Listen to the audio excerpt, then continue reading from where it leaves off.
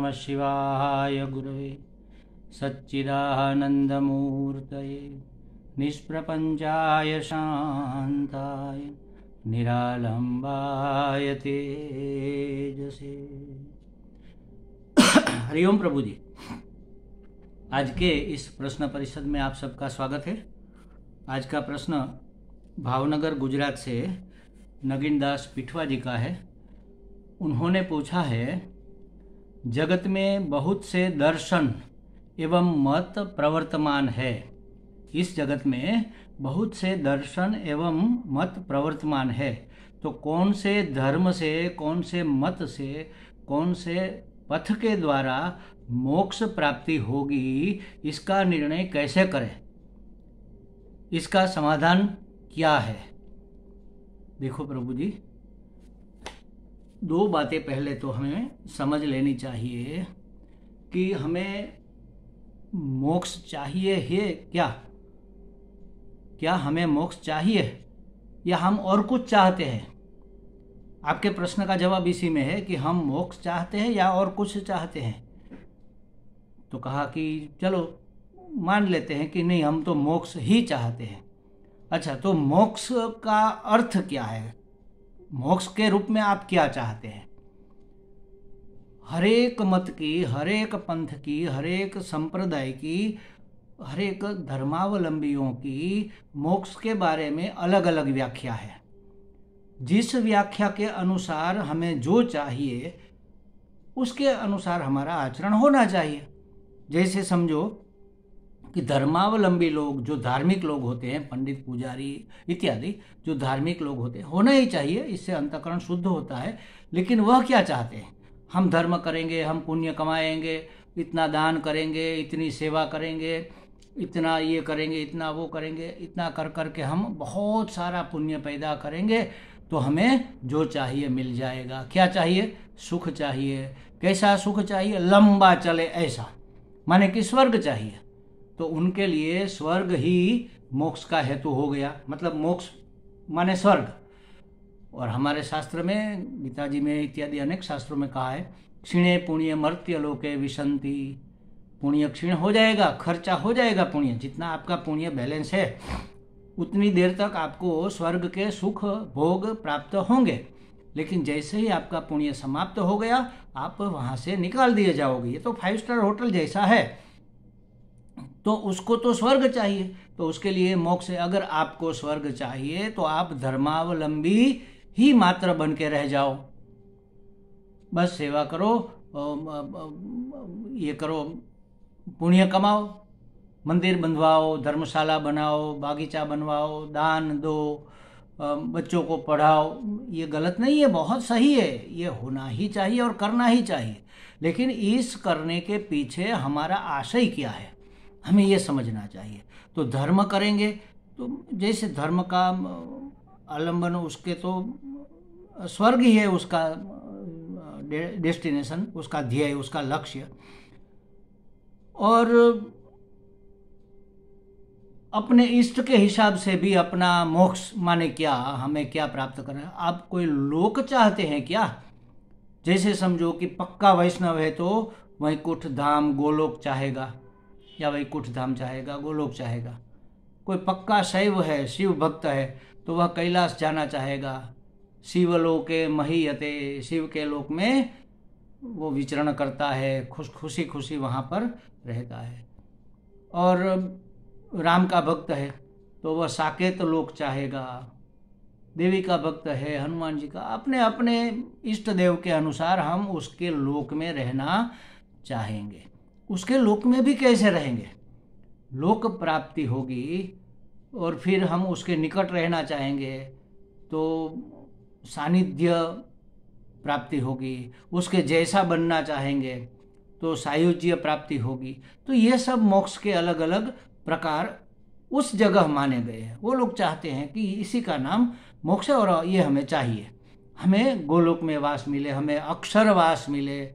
जो स्वामीनारायण है वो मृत्यु के बाद लिखते हैं अक्षर निवासी, मतलब इसका अब अक्षरधाम में वास हो गया। वैष्णव लिखते हैं वैकुंठ अथवा गोलोक वासी। माने स्वर्गस्थ, हम सामान्य लोग लिखते हैं स्वर्गस्थ, स्वर्ग में स्थ, स्वर्ग में रहने चले गए मृत्यु के बाद। स्वर्गस्थ, गोलोकवासी, वैकुंठवासी, अक्षरवासी, साकेत निवासी, कैलाशवासी हो गए, शिव जी के भक्त हैं तो ऐसा लिखेंगे। तो ये सब उसके लिए मोक्ष है। किसके लिए? जो सगुण साकार की उपासना करते हैं, सगुण इष्ट देव की उपासना करते हैं, तो इष्ट देव का लोक, इष्ट देव का सानिध्य, इष्ट देव का सामर्थ्य और इष्ट देव का रूप, सारूप्य मुक्ति इसको कहते हैं। उसका रूप माने सारूप्य मुक्ति, सालोक्य मुक्ति, उसके लोक की प्राप्ति हो जाए, सालोक्य मुक्ति, ये मुक्ति ही है। मोक्ष माने मुक्ति। तो ये सब तो अलग अलग संप्रदाय मत पंथ के द्वारा मिलने वाले ये है। अब आप तय करो कि मोक्ष माने आपको क्या चाहिए। वेदांत में, अद्वैत वेदांत में, शांकर वेदांत में जो कहा है वो आपको कहीं नहीं मिलेगा, कहीं नहीं मिलेगा। इतनी दुर्लभ चीज हमें प्राप्त हुई है। हमारे वेद में जो अंतिम भाग है उसका उत्कृष्ट, अंतिम माने छेला नहीं, उत्कृष्ट भाग है, उसको वेदांत कहते हैं। अद्वैत वेदांत में जो चीज़ मिलती है उसमें सभी चीज़ों की डेफिनेशन, व्याख्या स्पष्ट कर दी गई है। मोक्ष माने क्या? मोक्ष माने जैसे समझो कि हमें असुविधा से मुक्ति चाहिए, हमें परेशानी से मुक्ति चाहिए, हमें पराधीनता से मुक्ति चाहिए, हमें भय से मुक्ति चाहिए, हमें दुख से मुक्ति चाहिए। ये सब एक एक एक एक मुक्ति को एक में मिला दो तो उसका नाम है मोक्ष। माने कि हमें मृत्यु से भी मुक्ति चाहिए, अमर होना है, हमें भय से मुक्ति चाहिए, अभय होना है, हमें अज्ञान से मुक्ति चाहिए, हमें ज्ञानी होना है, हमें पराधीनता से मुक्ति चाहिए, हमें स्वाधीन होना है, सर्वतंत्र स्वतंत्र होने चाहिए हम, और हमें दुख से, पीड़ा से, झंझटों से मुक्ति चाहिए। तीनों प्रकार के दुख से, शारीरिक दुख माने अध्यात्म, अधिदैव और अधिभौतिक दुखों से हमें मुक्ति चाहिए। अच्छा, ये तो छूट जाने की बात हुई ना। भय से छूट जाना चाहते हैं, मृत्यु से छूट जाना चाहते हैं, दुख से छूट जाना चाहते हैं, झंझटों से छूट जाना चाहते हैं, पराधीनता से छूट जाना चाहते हैं, अज्ञान से छूट जाना चाहते हैं। तो चाहते क्या है? इन सब से छूटने के बाद क्या होगा? आनंद की प्राप्ति। हमें मुक्ति का मतलब आनंद चाहिए। और कैसा आनंद चाहिए? अखंड आनंद चाहिए। आए और चला जाए ऐसा नहीं, एक बार आए और फिर कभी न जाए। और अखंड तो चाहिए, लेकिन आज बहुत गाढ़ा आनंद है, कल थोड़ा पतला आनंद है। आनंद तो है, अखंड है, लेकिन थोड़ा पतला है, ऐसा नहीं। एक रस आनंद, सर्वत्र समव्याप्त, समान रूप से व्याप्त हमारे पूरे जीवन काल में और जीवन काल के बाद भी, जहां से वापस आना न पड़े। तद्धाम परमम मम, भगवान कहते वह मेरा धाम है जहां से वापस आना नहीं होता। स्वर्ग में से जाएंगे तो वहां से तो वापस आना होता है, हर एक धाम से। इवन ब्रह्मलोक तक आप जाएंगे तो वहां से भी हो सकता है, अगर आपकी कोई कामना बाकी रह गई है तो आपको वापस आना पड़े। लेकिन परम पद की प्राप्ति, परमात्मा पद की प्राप्ति, वह ऐसा पद है, ऐसा धाम है जहां से वापस आना नहीं होता। अखंड एक रस आनंद, आनंद तो है, इसको कहेंगे पूर्णता। हमें पूर्णता चाहिए। पूर्णता उसी को कहते हैं कि जिसमें लेश का लेश मात्र भी असंतोष ना हो, अपूर्णता ना हो, तो पूर्ण संतोष, पूर्ण शांति, कोई अशांति ही ना हो, सुलझे हुए हम हो, प्रसन्न, हम हमेशा प्रसन्न हो, बस इसी को पूर्णता कहते। और मोक्ष इस पूर्णता की प्राप्ति का नाम अद्वैत वेदांत में, शांकर वेदांत में पूर्णत्व की प्राप्ति का, पूर्णत्व की प्राप्ति क्या? पूर्णत्व के प्राकट्य का। पूर्ण तो है ही हम, लेकिन प्रकट नहीं हो रहे हैं। विद्यमान है पूर्णता हमारे अंदर, आनंद हमारे अंदर विद्यमान है, लेकिन वह वर्तमान नहीं हो रहा है अज्ञान के कारण। तो अज्ञान का आवरण हटा देंगे तो वह प्रकट हो जाएगा। अरे अज्ञान का आवरण हटाते हुए भी ये प्रकट क्यों नहीं हो रहा है? क्योंकि अभी हमारा मन स्थिर नहीं है, एकाग्र नहीं है। तो एकाग्रता माने चंचलता का अभाव। तो एकाग्र, शुद्ध राग द्वेष रहित मल मैल विहीन शुद्ध और सात्विक हृदय से, स्थिर और एकाग्र अंतःकरण से अगर हम अज्ञान निवृत्त कर देते हैं तो हमें अपने आप की प्राप्ति होगी। कैसा अपना आपा? जो एक रस है, अखंड है, अनंत है और आनंद स्वरूप है, स्वयं प्रकाश है, स्वयं सिद्ध है, ऐसे स्व की प्राप्ति, उसी का नाम मोक्ष है। हर एक को वही चाहिए। देखो, अगर हमारा जीवन चल रहा है और शादी कर ली और बीवी आ गई, 1 साल गया, 2 साल, 3, 4, 5, 6, 7, 8, 10, 15, 20 साल चले गए, बेटा बेटी कुछ हो नहीं रहा है। अब हमने बहुत सी आस्थाएं रखी, बहुत सी मान्यताएं रखी, बहुत से भगवान के अनुष्ठान किए, यज्ञ किए, पुत्र कामेष्टि किया, सब किया और हमें पुत्र की प्राप्ति हो गई।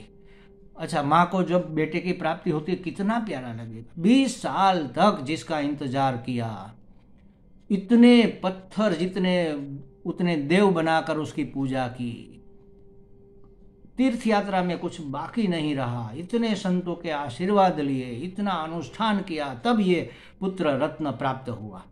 अब वह अपने सीने से उसको हटाएगी? नहीं, अब अपने सीने से लगा के रखेगी, मेरा बेटा, मेरा बेटा, मेरा बेटा, बस अपने सीने से। कितनी देर? चाहे कितना भी प्रिय, और समझो कि चाहे पूरा दिन और कुछ न करे, बेटे को ही लाड लड़ाती रहे, तो भी सोते वक्त तो वह बिछड़ ही जाएगा।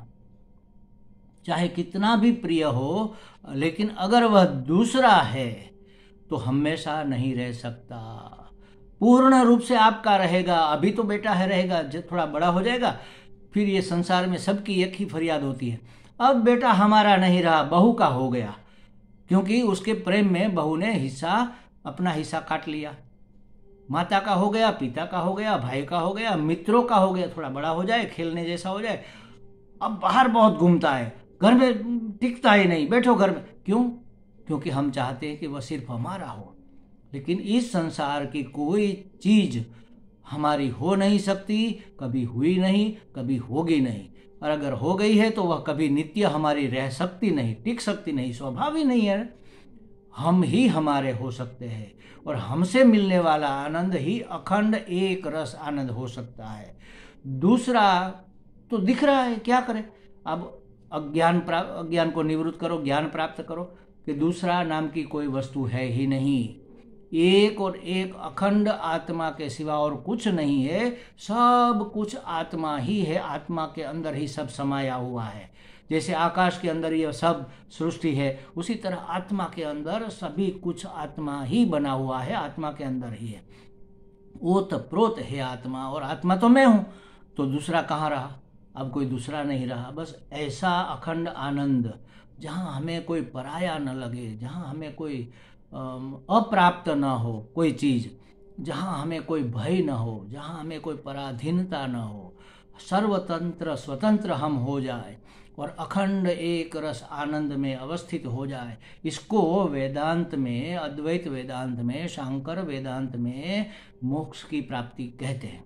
अब आप तय कर लो आपको कौन सा मोक्ष चाहिए। जो मोक्ष आपको चाहिए उस रास्ते पर चलते चलो।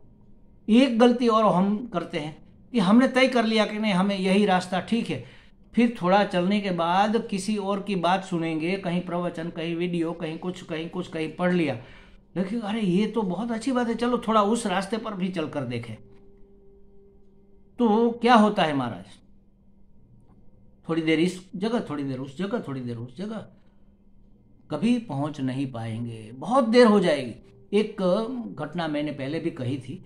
एक महात्मा किसी किसान के घर गांव में गए, शाम का वक्त था, किसान अपने खेत से बैलगाड़ी जोत कर आया घर पर, और तभी वहाँ महात्मा पहुँचे तो राम राम किया, बिठाया महात्मा को और बैलगाड़ी को जोत रखा था उसको छोड़ा बैलों को, और बैलों को चारा डाल दिया। बैल तो आराम से खाते हुए बैठ गए, खाया और बैठ गए। लेकिन गाड़ी के पीछे एक कुत्ता आ रहा था और इतना लंबा जीभ निकाल कर हाँ हाँ हाँ करके हाँफ रहा था। तो महात्मा ने पूछा कि अरे भाई किसान भाई, क्या आपका खेत बहुत दूर है? उसने कहा नहीं महाराज, बिल्कुल नज़दीक है, एकदम पास में, 5 मिनट का रास्ता नहीं है पूरा। अच्छा, तो आप बैलगाड़ी में तो इतना सारा सामान लेकर आए, बैल तो थके नहीं, और ये कुत्ता क्यों हाँफ रहा है? तो उसने कहा महाराज बैल खेत से निकलकर सीधा घर पर आए, इधर उधर कहीं नहीं गए, हमने जाने ही नहीं दिया, हम उसको हैंडल कर रहे थे, हम उसका संचालन कर रहे थे, तो सीधे घर पर लेकर आए। तो 5 मिनट में क्या थकान लगेगी। और यह कुत्ता खाली था, कोई बोझ नहीं ढो रहा था, लेकिन पीछे आते वक्त उसने देखा कि पास वाली झाड़ी में कुछ सरसराहट हो रही है, तो दौड़कर भौंकता हुआ वहां गया।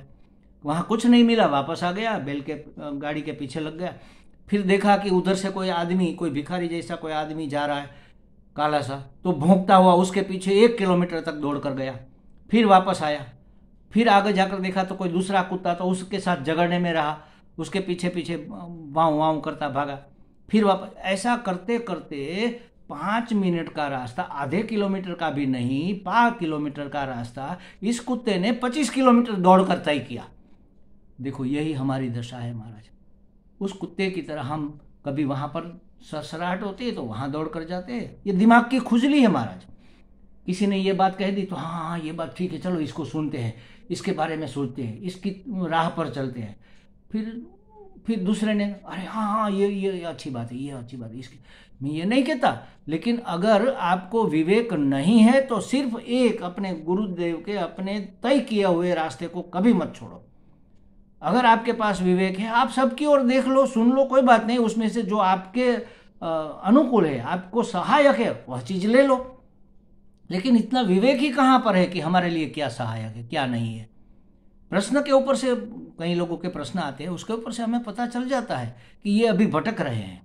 कोई बात नहीं, भटकते भटकते, लेकिन भगवान बड़ा कृपालु है, सही रास्ते पर लाएगा और धीरे धीरे धीरे उसको आगे भी चलाएगा। भगवान को हाजिर नाजिर रखकर, जैसे कहते हैं ना वहाँ पर कोर्ट में कि मैं भगवान को हाजिर नाजिर रखकर सौगंध लेता हूँ, ये जब एफिडेविट करते हैं तब, तो ऐसे हम भगवान को हाजिर नाजिर रखकर अपने ही पथ पर चलेंगे।